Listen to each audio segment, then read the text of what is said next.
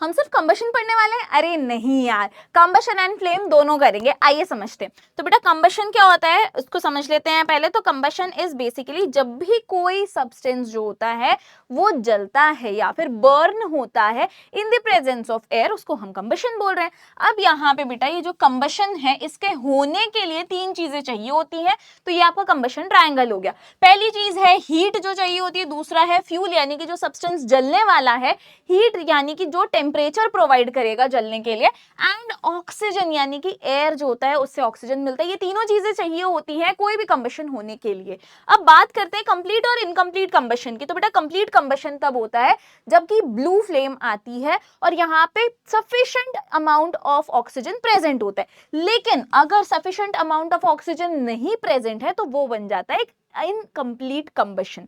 अब बात कर लेते हैं कि भैया ये जो कंबशन होगा कहीं पे आग वगैरह लगेगी तो उसको हम कंट्रोल कैसे करेंगे आग को। तो बेटा पहली चीज है वाटर यूज कर सकते हो, लेकिन जो वाटर है बेटा वो ऑयल वाली जो भी जगह होती है, मान लो कि पेट्रोल पंप पे आग लगे, वहां यूज नहीं कर सकते वाटर का। और तो और अगर कोई इलेक्ट्रिसिटी से लगी हुई आग है तो वहां पे वाटर का यूज नहीं कर सकते। तो क्या यूज होगा बेटा? सैंड यूज होगा वहां पे।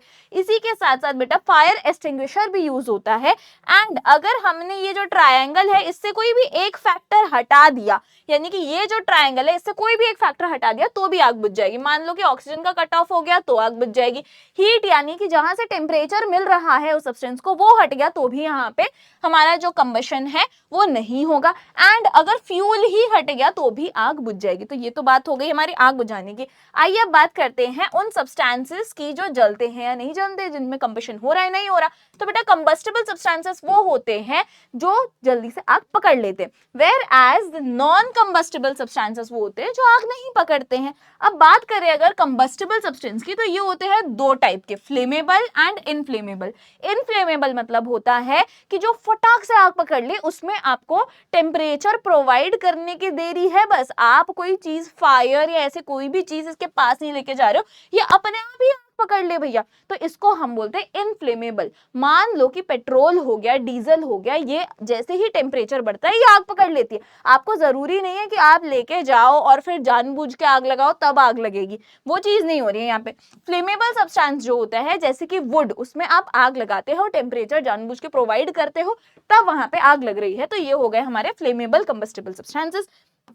अब बात करें इग्निशन टेम्परेचर की। इग्निशन टेम्परेचर होता है कोई भी सब्सटेंस हो उसको जलने के लिए बेटा क्या चाहिए? हीट चाहिए। तो जब यहाँ पे जिस मिनिमम टेम्परेचर पे कोई भी सब्सटेंस जलना या फिर बर्न होना स्टार्ट होता है तो उस टेम्परेचर को हम बोलेंगे उसका इग्निशन टेम्परेचर।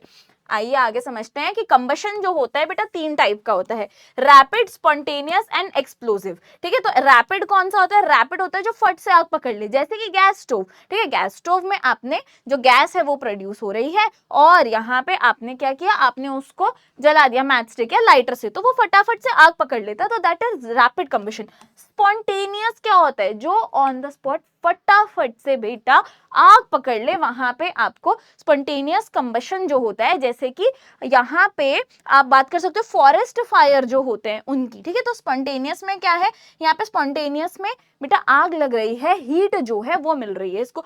अब बात करें अगर एक्सप्लोजन की, एक्सप्लोजन जो होता है उसमें लाइट, साउंड, हीट सब रहती है। तो यहाँ पे एक्सप्लोजन क्या होता है, जैसे फायर क्रैकर्स हो गए, तो वो हो गया हमारा एक्सप्लोजन कंबशन का एग्जाम्पल। अब बात करते हैं, तो कंबशन की बात हो गई, फ्लेम पे आते हैं बेटा। फ्लेम जो होता है यहाँ पे आपको दिख रही होगी एक कैंडल, इस कैंडल के बारे में बात करते हैं कि इसके ऊपर एक फ्लेम दिख रहा है आपको। ये जो फ्लेम है क्या ये एक है? नहीं, तीन तीन जोन है इसकी, यहाँ पे blue, yellow and then black. तो अब इसके बारे में थोड़ा सा समझ लेते हैं। नॉन ल्यूमिनस जोन क्या होती है बेटा? ब्लू वाली जो बाहर आपको ये जोन दिख रही है ये हो गई आपकी नॉन ल्यूमिनस जोन, यहाँ पे हो रहा है कंप्लीट कंबशन इसीलिए वो ब्लू है। आउटर जोन है, ये सबसे बाहर वाली जोन है और ये होता है सबसे हॉटेस्ट पार्ट। अब बात करते हैं मिडल जोन की। तो बेटा जो मिडल जोन है हमारी, इसको हम बोलते हैं ल्यूमिनस जोन, क्योंकि यहाँ से जो रोशनी आ रही है कहाँ से आ रही है बेटा? यही येलो वाली से आ रही है। येलो कलर है, पार्शियल कंबशन हो रहा है यहाँ पे, एंड ये मॉडरेटली हॉट होती है, बहुत हॉट भी नहीं होती एकदम बहुत ही कम हॉट ऐसे भी नहीं होती है। ठीक है, फिर आती है डार्क जोन, ये जो सबसे अंदर है भैया, ये कौन सा कलर की है? ब्लैक है। यहाँ पे आपको अनबर्न्ड कार्बन पार्टिकल्स मिलेंगे, ये होती है सबसे अंदर वाली जोन और ये रहती है सबसे कम हॉट। ठीक है, लीस्ट हॉट रहती है।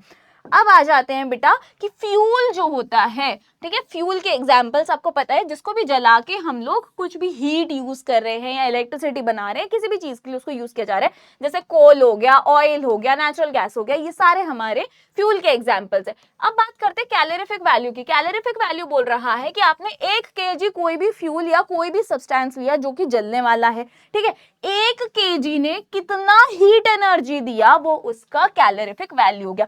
मान लो मैंने थोड़ा सा 1 kg, थोड़ा सा ही होगा मान लो, ठीक है, 1 kg सब्सटेंस लिया लेकिन उसने इतनी ज्यादा हीट दी, तो भैया ये तो बहुत अच्छा फ्यूल हो गया मेरा, है ना। कम सब्सटेंस मेरा यूज हुआ और बहुत ज्यादा हीट प्रोड्यूस हुई। इसको हम कैलकुलेट करते हैं केजे यानी कि किलो जूल पर केजी में, ठीक है, किलो जूल पर केजी यानी 1 किलो में कितना किलो जूल ऑफ हीट जो है वो प्रोड्यूस हुई है। अब बात करते हैं आइडियल फ्यूल के। आइडियल फ्यूल के कैरेक्टरिस्टिक्स है यहाँ पे कुछ, तो इसकी बात कर लेते हैं। चीप होना चाहिए, कैलोरीफिक वैल्यू हाई होनी चाहिए यानी कि कम अमाउंट में ज्यादा हीट प्रोड्यूस हो, हार्मफुल गैसेस नहीं देना चाहिए, रेडिली यानी इजीली अवेलेबल होना चाहिए मार्केट के अंदर, एंड कंबस्टेबल होना चाहिए। अगर कंबस्टेबल ही नहीं हुआ तो कैसा फ्यूल।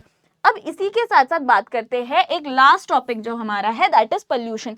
इन सब को बर्न करने की वजह से फ्यूल जो है कंबशन होने की वजह से भैया क्या हो रहा है, पोल्यूशन हो रहा है। इनकम्प्लीट कंबशन की वजह से कार्बन पार्टिकल्स रह जा रहे हैं, जिसकी वजह से ज्यादा पोल्यूशन हो रहा है। अनबर्न्ड कार्बन पार्टिकल्स जो है वो हमारे एनवायरमेंट में रेस्पिरेटरी डिजीजेस कॉज कर रहे हैं। ग्लोबल वार्मिंग हो रही है क्योंकि कार्बन का जो कंटेंट है वो बढ़ रहा है एनवायरनमेंट में, जिसकी वजह से ग्लोबल वार्मिंग हो रही है, एसिड रेन हो रहे हैं, बहुत सारी चीजें हो रही है, पोल्यूशन हो रहा है।